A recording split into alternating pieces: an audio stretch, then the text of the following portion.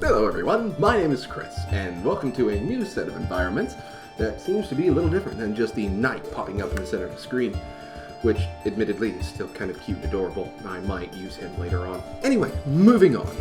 Today's topic is going to be something a little different to acclimate to the new environment that we find ourselves in today.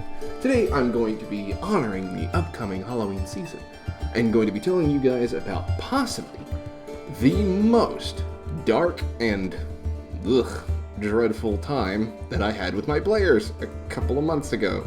That admittedly made my dad, when I told him about it, who was the one that got me into D&D, by the way, look at me and ask me straight up if I was a serial killer. I'm gonna put a disclaimer right down there right now saying that this is some dark and unsavory content, so if you have a weak stomach, probably not watch this video, or watch it to see if you can really test yourself. So this is a section that's from my homebrew group, The Lost Pages of Shiraz, which if you've been following us on the K3 Games Twitch channel, which will be probably a little square video up here in the corner, if I can fit it next to my massive head, or it's certainly going to be in the description below, because, well, gotta represent. However, due to unfortunate circumstances with COVID, this is probably about the first time you guys might have heard about that series in quite a while, so update! So the players had just finished a combat session, as a matter of fact, just completely finished off the first chapter of The Lost Pages of Shiraz.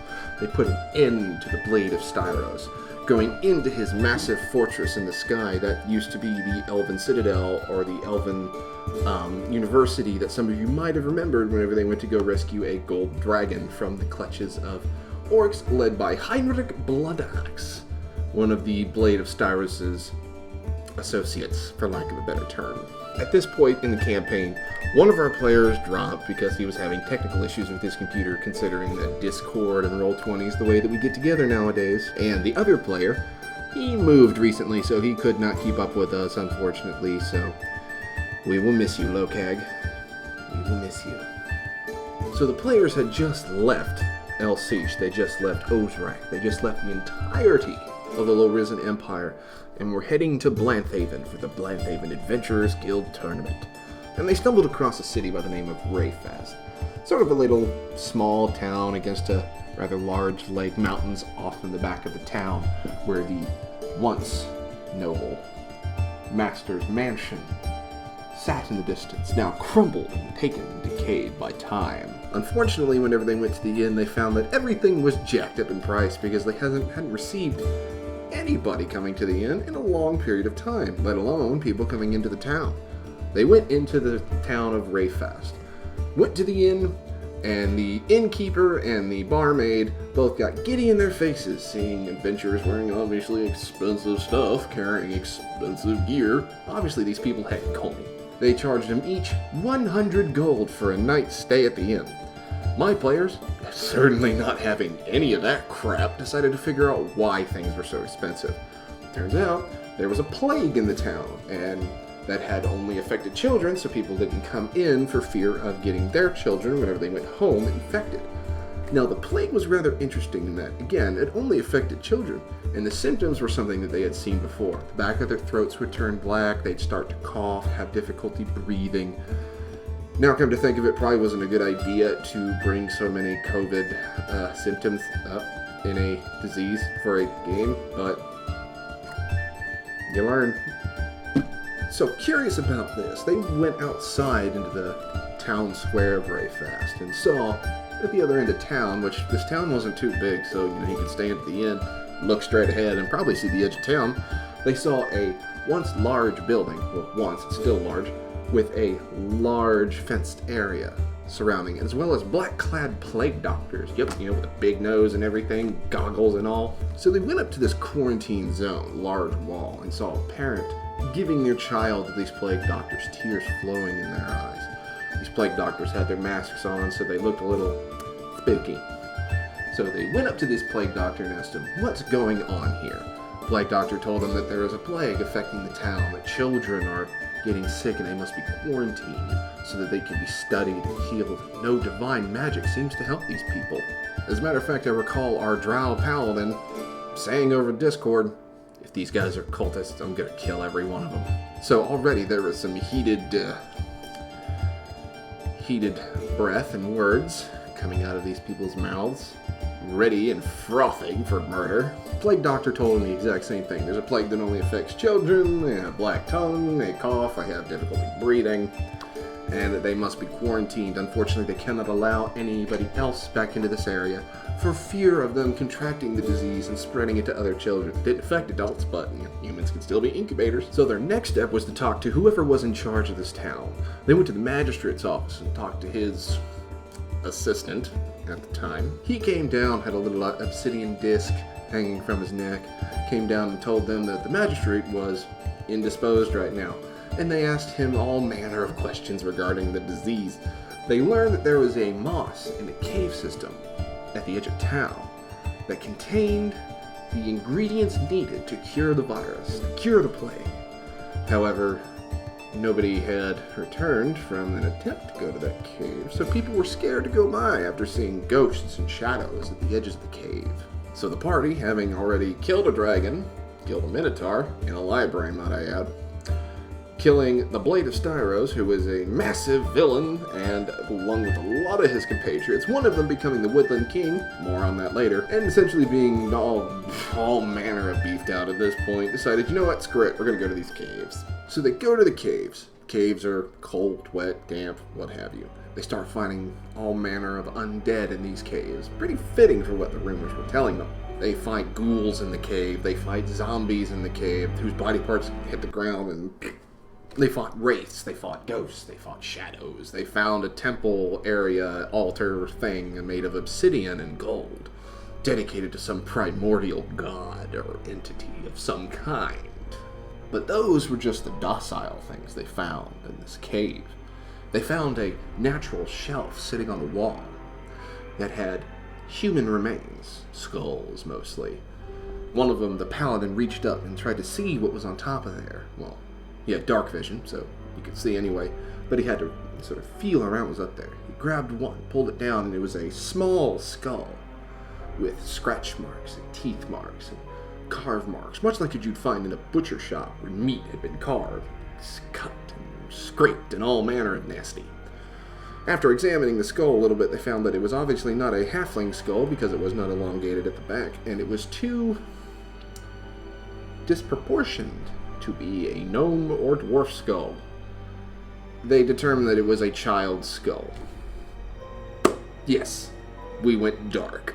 Not only did they find one child's skull on that shelf, they found 3 in total, 2 of which seemed to be carved normally like you would find meat, as if this was any degree of normal.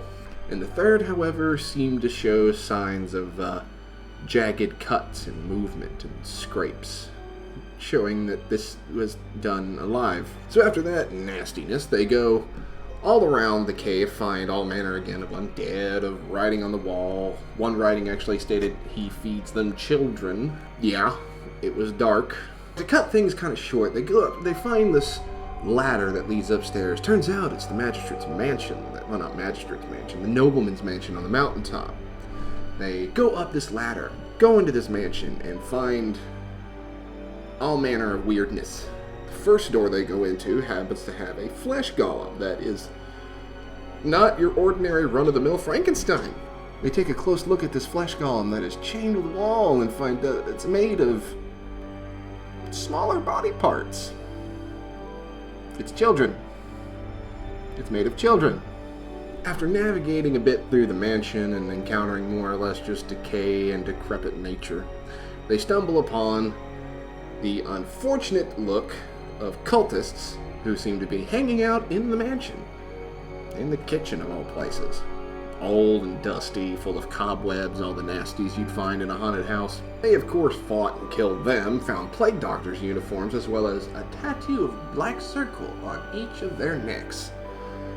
For reasons they don't know, at least not right now. They wander around the mansion a bit and find a couple of heavily armored knights and soldiers that are part of this order and manage to indefinitely cut some heads and break some skulls, as is expected with our paladin. At this point, my players are really getting into the meat and potatoes of their characters, the reactions, their role play. And as much as I hate to say this, but the setting I put them in was kind of worth it to see them get into this kind of roleplay.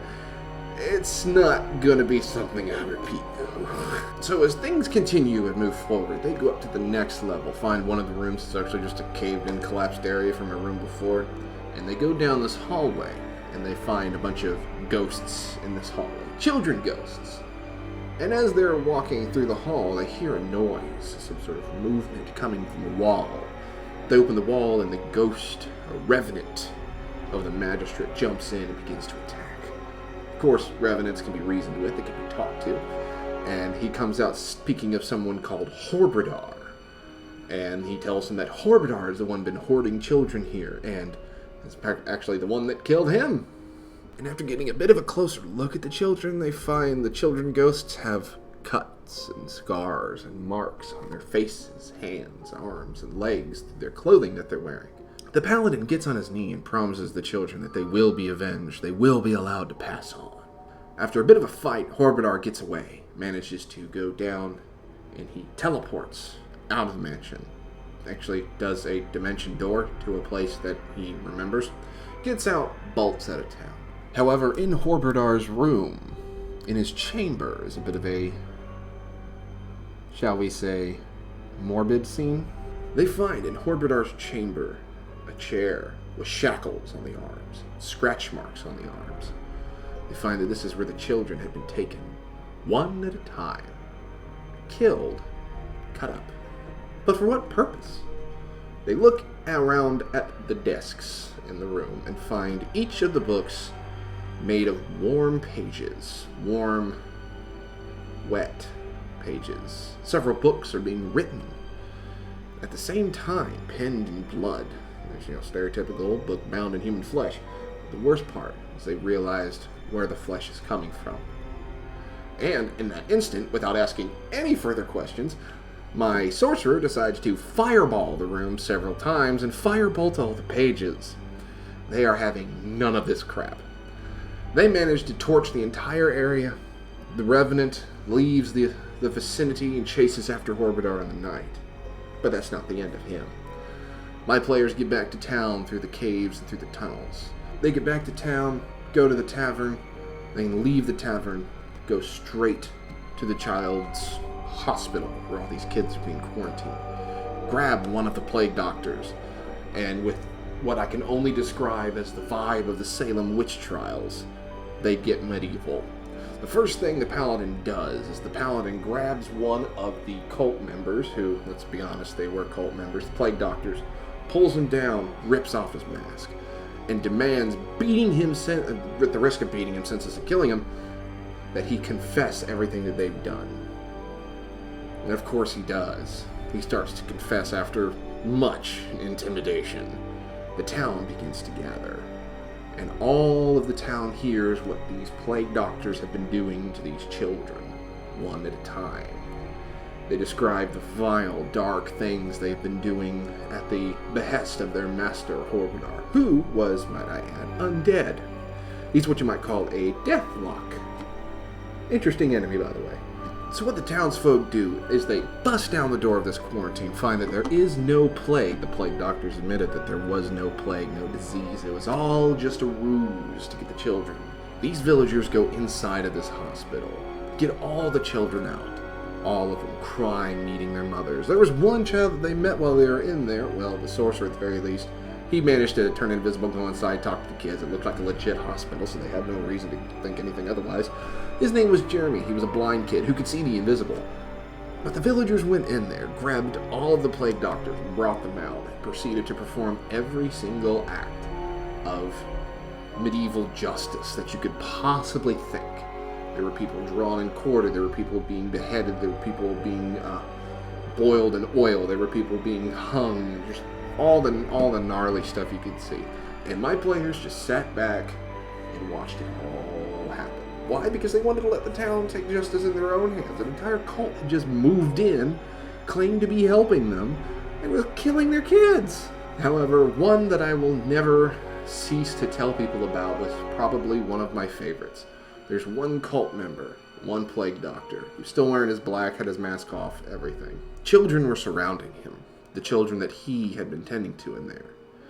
An old man with a chain, no facial expression, just come up, throws the chain on his neck, ties it to the back of a horse, and then smacks the horse's butt. The horse proceeds to drive off into the distance, dragging the man with him the entire time. Now, in my games, in my campaigns, and a lot of times in some of the characters I create, I like to add a degree of realism. Now, there is evil in the D&D world. There's cult leaders who want to summon demons. There's dragons that want to rule the world. There's orc warlords who want to plunder and destroy cities. But it doesn't just stop at that. Let's look at our world. We have cannibals. We have serial killers. We have slave traders, drug lords. We have all manner of evils in our world. Why can't those exist in the fantasy? But if you want to present some evil to your players, that's more than just kick in the door, kill the monster, and get out. Add a degree of realism, but make sure that you're not going down a dark path yourself. There was a lot of inspiration for the evils in this particular adventure, in this particular encounter. There was a lot of inspiration for it. Some of it from Curse of Strahd, other bits from real life encounters with real criminals that are out there. So I decided to add a degree of realism to my game. And I got to see my players really come into their own in a horror setting. And what's more is that whenever it affected children, they got more into their own. And honestly, this all started because they did not want to pay 100 gold to stay at an inn. They got to stay there for free for at least 3 days. Win-win! Thank you guys so much for watching. Link in the description. Cape Fear Games is running now online virtual RPG nights at my discretion. I am the DM for this. And rather than it just be local and Adventurers League, it's worldwide. So no matter where you're at, go to the Cape Fear Games Facebook channel, link in the description, and you guys can possibly get in for a game with me as your DM. Sessions are 5 to 6 people max, and $10 per person. I get to decide when they happen. I decide what adventures we run. They're homebrew one-shots, but for now, they will be one-shots, and eventually, full-run campaigns. Thank you guys so much for watching. Hit that like button. Let me know what you guys want me to cover next, maybe some stories you want me to tell, and until next time, see you guys later.